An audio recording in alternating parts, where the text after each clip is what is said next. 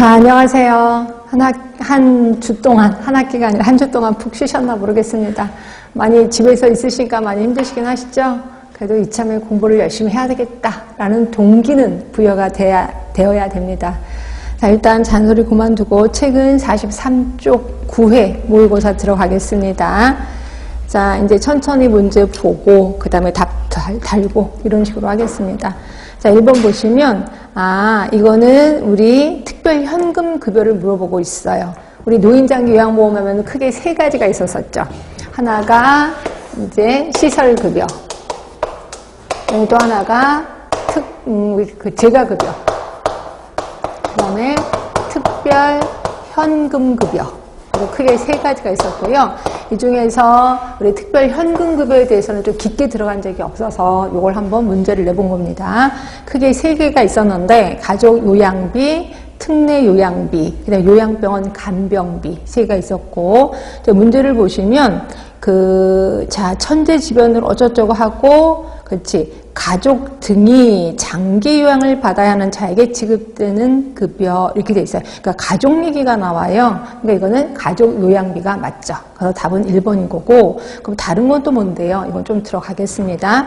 오늘도 유임을 나갔을 거예요. 유임을 확인해 보시면 가족 요양비, 자 보세요. 자, 1번, 24조 밑에 1번이 있을 거예요. 도서 벽지 등의 장기 요양기간이 현저히 부족한 지역으로서 장관이 고시하는 지역에 거주하는 자. 그러니까 너무 이분이 오지, 벽지에 계시는 거야. 거기까지 요양요원이 갈 수가 없잖아요. 그런데 이때 면이랑 같이 살고 계신데 그 면이한테 돈을 드린다는 거죠. 그 다음에 두 번째는 천재지변이나 그 밖의 이와 유사한 사유로 인해서 장기요양 기관이 제공하는 장기요양급여를 이용하기가 어렵다고 장관이 인정하는 자. 그 다음에 세 번째는 신체, 정신, 성격 등으로 인해서 가족으로부터 장기요양을 받아야 하는 자. 그러니까 할머니가 있는데 외부 사람이 들어오는 걸 너무 싫어해.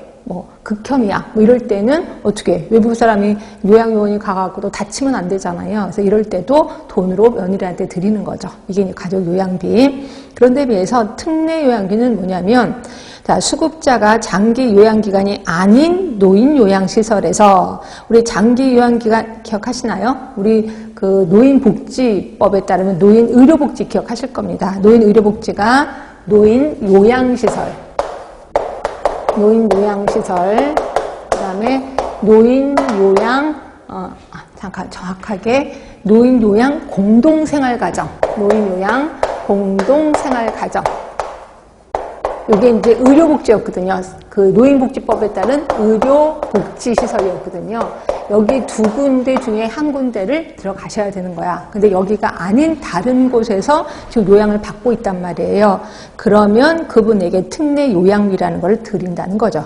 자, 그런데 비해서 요양병원 간병비는 이분이 요양병원에 입원해 계시는 거예요. 요양병원에 입원한 채, 그러면 요양병원으로는 이게 요양비가 안 나가거든요. 이러다 보니까 요양병원에 계신다면 간병이 필요할 것 같아서 간병비를 드린다라고 보시면 돼요. 그래서 이 부분에 대해서 한 번도 시험 문제가 나온 적이 없어서 혹시라도 나올까봐 좀 더 깊게 들어간 겁니다. 그래서 1번의 답은 변함이 없이 1번이고요. 자, 2번 오렘 하면은 오렘의 자가간호 이론 기억하실 겁니다. 자가간호 요구, 자가간호 역량, 얘네들 간의 갭이 자가간호의 결핍, 이런 거였거든요. 자, 그러면 세 번째 줄, 이러한 오렘 이론을 중심으로 간호진단을 수립하려고 할 때 가장 올바른 것은, 그러면 자, 이게 1번 간호체계. 원래 오렘의 자가간호 이론하고 나면 자가간호 결핍이 있는 사람에게 간호체계를 설계한다라고 표현했거든요.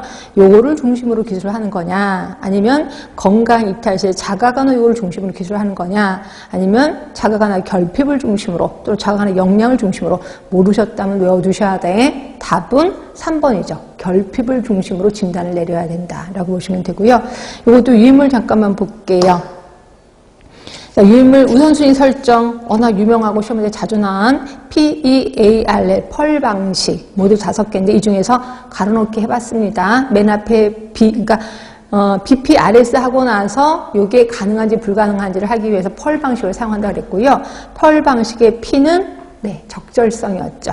그리고 경제성이 있고, 그 다음에 PEA의 A는 수용성이죠. 수용성. 그 다음에 R이 자원 이용 가능성. 맨 마지막에 L이 적법성이었습니다. 그래서 펄 방식이었고, 그 다음에 요 BPRS하고 펄 방식과 비슷한 게 NIBP하고 클리어라고 표현했고요. 자, NIBP 시험 문제 한 번도 나온 적은 없지만 나올 확률도 있다라고 얘기했습니다. 그러면 NIBP는 두 가지 갖고 보고 있죠. 동그라미 2번에 보시면 need, 이게 건강 문제의 크기입니다. 건강 문제의 크기. 그 다음에 impact, 이게 해결 방법의 효과. 결국 크기와 효과를 기준으로 우선순위를 설정해요. 이게 NIBP. 그리고 나서 이 우선순위 1순위가 과연 실행이 가능한지 불가능한지를 하기 위해서 클리어 방식을 사용하는 거죠. 클리어의 C는 지역사의 역량입니다. 역량. 그 다음에 L은 합법성. 그 다음에 E 효율성. 그 다음에 A가 똑같아요. 수용성입니다. 그렇지? 펄 방식의 A나 똑같습니다. 그리고 마지막 R이 자원의 활용, 자원의 이용 가능성을 얘기하는 거죠. 이렇게 봤고, 자, 이론과 간호 진단입니다. 비효율적 반응에 자극의 관련성을 중심으로 기술을 하는 것. 이게 뭐야? 비효율적 반응이야. 그리고 자극과 관련성. 뭐예요?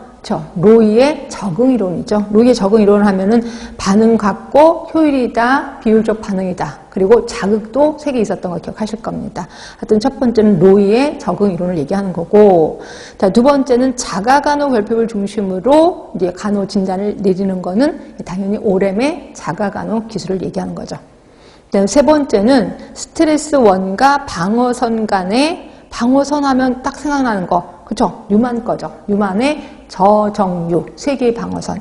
그거와의 상호작용을 중심으로 기술하는 게 뉴만의 건강관리 체계 이론이라고 보시면 돼요. 그래서 워낙 유명한 세계 이론, 좀 진단 쪽 훑어봤고요.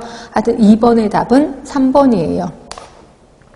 자, 3번입니다. 자, 올바른 걸 고르랍니다. 교차비 구할 수 있죠? 교차비는 BC분의 AD 하니까, 자, B 하니까 300분의, 자, C가 50이죠.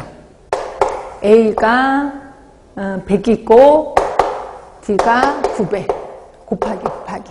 그래서 하면은